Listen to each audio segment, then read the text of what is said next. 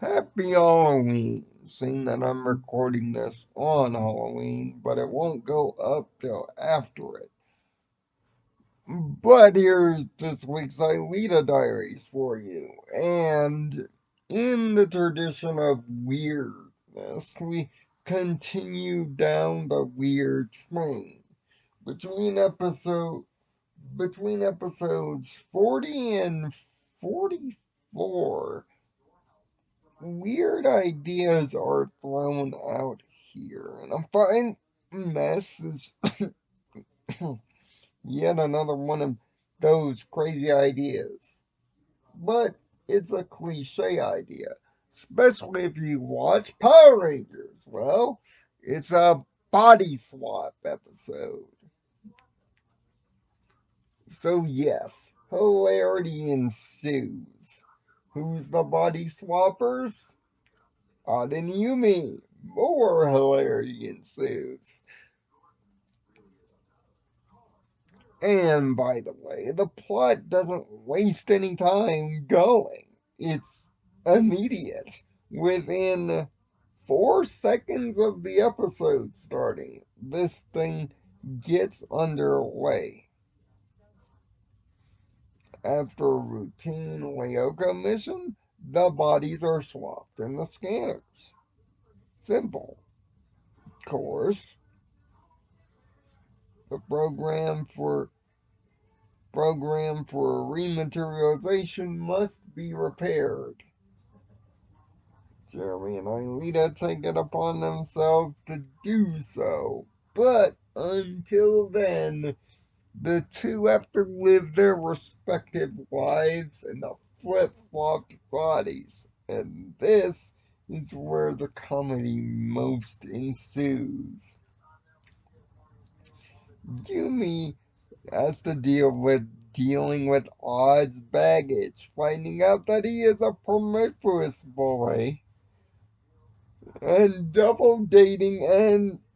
and double dealing with two of the girls in the academy.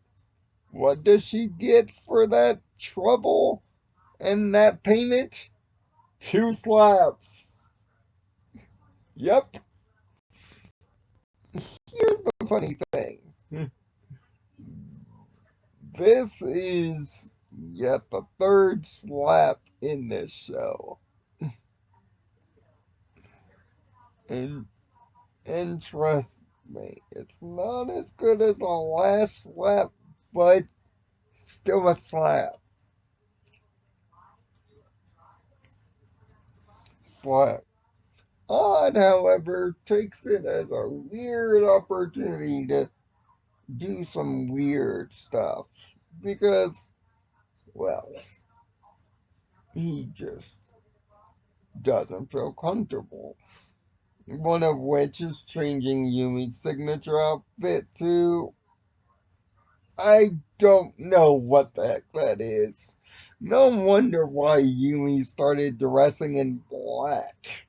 Because if she was dressing in outfits like this, it would be a fashion emergency that caused Rarity to faint. I mean, the colors are all an off green and an off orange.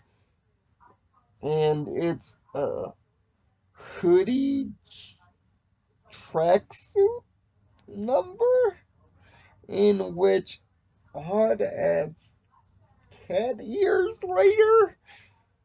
And oh yes, I have to get to the most notable things about this episode that might create some controversy for y'all.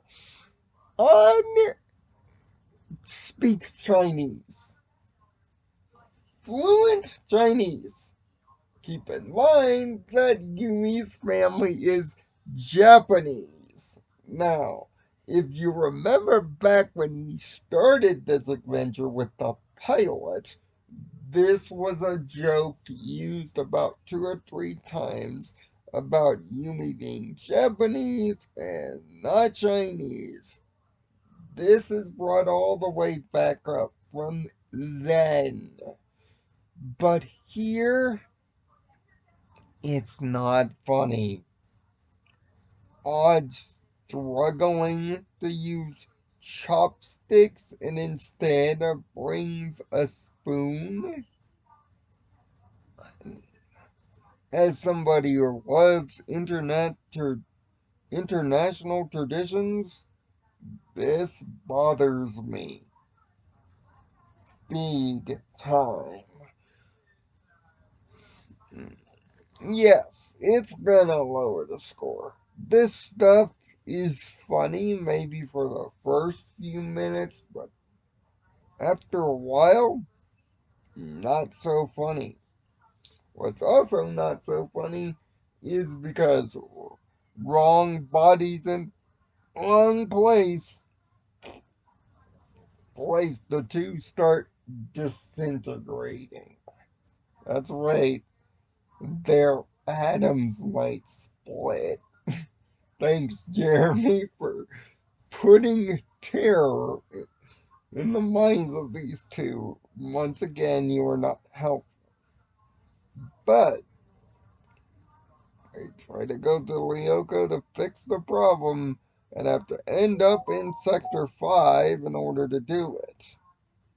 The Sector 5 trick this time? Gravity change. Having having to use the force of inertia to get to the key. But the more funny thing is even the swap happens in Lyoko. Yumi is forced to use odds weapons, and vice versa.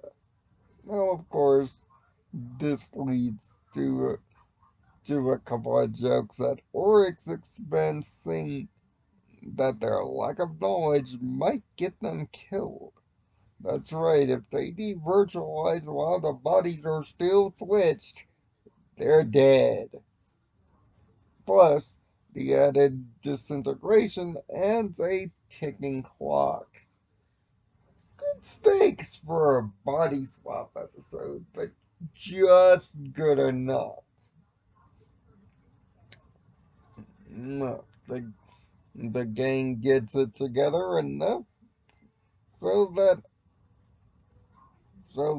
Aelita and Jeremy fix it. But the end of the episode so did the linchpin of odd shenanigans in her body. See, earlier in the episode, Odd proposed an idea of a Yumi Oric kiss. This happens only to get caught by Millie and Tamia and end up in the school paper's gossip section, which unfortunately for Odd means a beating. Boy, karma is something else for this kid. I find Mess is a rather comical, if you can stand the outdated cultural deporporation of it all. And a good use of Lyoko by using an old Sentai trope of the body swap. Stakes are good, if not great, and oddly enough, there isn't an actual Xana attack here. It's just weirdness for the sake of weirdness. Yes, there is some hilarity to be had, but it's up to your own jurisdiction how far that hilarity goes. It's just awkward at best, but an actual good use of the concept. That's why it gets a 3 out of 6 here. Good use of the concept, good stakes at the end, and a good Lyoko section. Plus some hilarity. But that hilarity only goes so far. So, what's on the table for next week? Oh, Xana's kiss. Oh boy. Again, the episodes here get weird. Really weird. And we'll talk about it next week at its normal Wednesday slot. And in its place this week was the Five Nights at Freddy's review. For the movie, not the games. I'm too much of a weakling for that. View that if you will. Until next week, where things get even weirder, I'm Nirvana Sparkle. Find peace in your own nirvana.